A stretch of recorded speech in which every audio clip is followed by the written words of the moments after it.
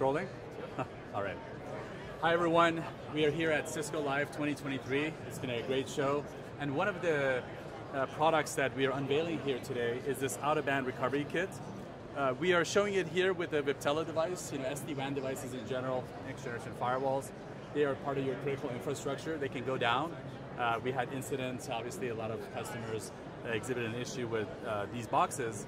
And to recover them, even Cisco says you need an out-of-band device to recover because you are not able to connect to a device directly. So we have an emergency kit that we put together with all the accessories that's needed, internal 5G modem, SIM, and what it allows you to do is to connect to the serial port, Ethernet port, even the management port using RS-232.